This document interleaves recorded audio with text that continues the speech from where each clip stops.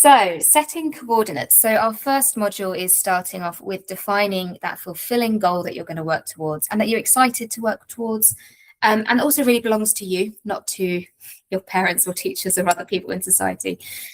And we're starting here because working with purpose and working with intention means that during the program and in general during your career, you'll be more resilient.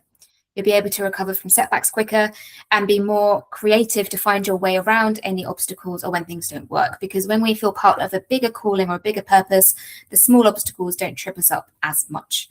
I spoke to some recruiters in the travel industry and they said the same thing, the same number one thing about what makes certain people easier to hire. And was that those people know exactly what they want. Because if the next step that they're taking is aligned with what they want further on in the future, if their role is not aligned with what they want in the future, they're more likely to leave and jump ship. And, in job interviews, if you have those questions like, where do you see yourself in 5 years? A lot of people hate that question because it feels really fuzzy. But a lot of companies or clients are looking for different things in different roles, and it matters where you're going to go next because that helps them see where you're going to fit into their company or how you're going to work with them. So having that clear, proactive plan, it's also showing a pull towards doing that thing rather than a push out of a situation where you're feeling unhappy, which is more likely to help you communicate your value and your excitement to somebody rather than just get me out of here, I'm really fed up. So it's quite a different energy that you would bring along. And a more kind of tactical level as well, these exercises in this module will give you the language or the vocabulary to speak about what you're working towards. So you can answer those questions. Where do you see yourself in 5 years? Or why do you want this role? Or why does that project really excite you? If it's connected to something bigger, the way you speak about it will also change. You'll have a different set of vocabulary. This morning is all about the big dream. So we're putting all practicalities aside for now. We are going to come back to them. I am all about practical steps, but that's coming later on today. This morning, we are all about the big dream. It's actually been shown scientifically that our dreams are more likely to come true if we clarify the dream and the big goal first before we worry about the steps to make it happen. If we start by planning, we're actually less likely to make the thing happen. So for now, suspend the how questions. We're diving into the what and the why. And anytime your brain says, oh, but how are you going to do that? Or what if that job wouldn't pay enough? Or, but you've already spent 10 years doing this. How can I change now? Just say, thank you, brain. We're not doing that right now. I will come to you later. If it helps you to write them down, so your brain believes that you're going to do something about it, that can be helpful. Put them on a Post-it or a piece of paper and say, I'm coming back to this, but we're not doing it right now. So that's kind of the angle that we're going with. But first, I'm just going to share a little story. Where's my slide again? This guy, Dave Mustaine, was one of the original members of Metallica.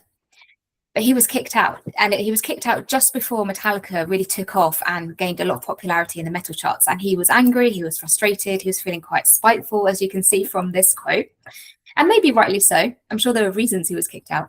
And he went off to form a band called Megadeth.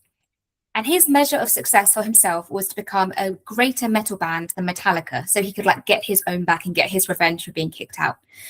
Megadeth went on to be incredibly successful. They had 20 million record sales, 6 platinum albums, but in terms of numbers and size, never reached the heights of Metallica, who obviously are just one of the iconic metal bands. It was really tough for him to take, and he struggled most of his life with feeling like he'd failed because his bar for success was so high, but also based on something that was so far out of his control. He could do well as Megadeth, but he couldn't make Metallica fail. That's simply out of his control. So my moral of this story is to let go of comparison to others. Remember, we can only control what we do, how we react, how we move through the world. We can't fully control other people or, and this is important, the big systems that we're in, right? Capitalism, patriarchy, racism, colonialism. We can do little things about it, but we are moving in those systems, and we're all here. Like here, we're talking about careers, right? And making money. So we are not, unfortunately, completely changing the world. We are changing our world. If I notice you saying, my plan is that I need this to happen and that to happen, and it must, someone must pay me money, and someone, it's like, that's not your plan, that's their plan. Let's work on what your plan is, what you can put in, what you can spend your energy on, considering, what you can control. Mm-hmm. And then I have a rather long quote, but I think it's really, really lovely. I will just give you a few moments to read it before I start talking. Okay.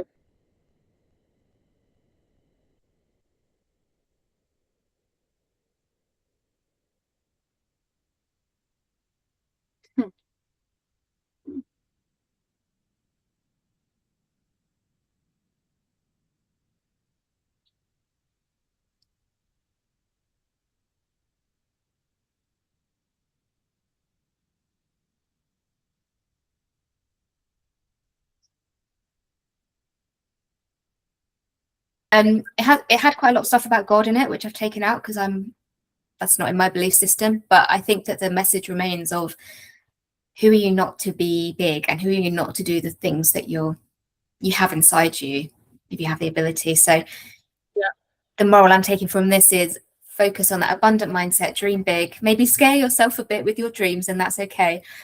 And if you do notice any negative stories, make a note of them. We'll be doing that tomorrow morning when we look at the check-in module.